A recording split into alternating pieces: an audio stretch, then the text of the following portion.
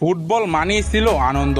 সাম্বাদের ছন্দে মাঠ মাতানো এক জাদুকরী নাম নেইমার জুনিয়র, যে নামটা শুনলে চোখের সামনে ভেসে ওঠে চোখ দাদানো ড্রিবলিং, ডিফেন্ডারদের বোকা বানিয়ে বেরিয়ে যাওয়া এক হলুদ জার্সি পরা এক পলাশা স্বস্তি। কিন্তু সব রূপকথারই তো একটি শেষ থাকে।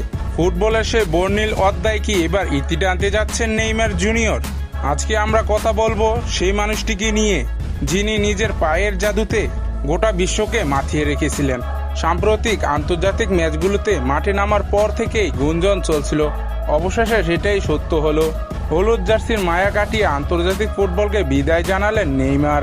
2010 সালে মার্কিন যুক্তরাষ্ট্রের বিপক্ষে অভিষেক ম্যাচে গোল করে জানান দিয়েছিলেন নিজের আগমনী বার্তা। এরপর কেটে গেছে দীর্ঘ 16টি বছর। ব্রাজিলের হয়ে 130টি ম্যাচ খেলে নেইমারের গোল সংখ্যা 80টি। কিংবদন্তি পেলে 77 গোলের রেকর্ডও তিনি সেলেসাওদের সর্বগোলের সর্বোচ্চ গোলদাতা হয়ে ওঠেন।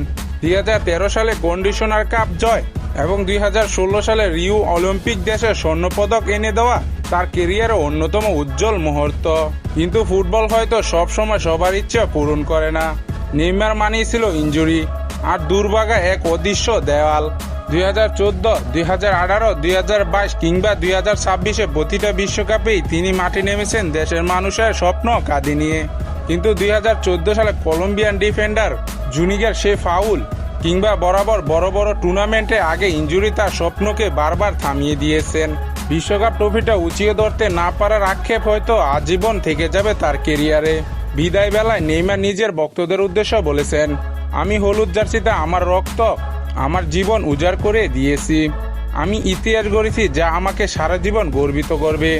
কিন্তু এখনো নতুনত্বদের সুযোগ দেওয়ার সময় এসে গেছে। সমালোচকরা অনেকেও অনেক কথা বলবে। কেউ বলবে তিনি আরও অনেক কিছু দিতে পারতেন, কেউ বলবেন তিনি নিজের পটেনশিয়াল পুরোটা ব্যবহার করতে পারেননি।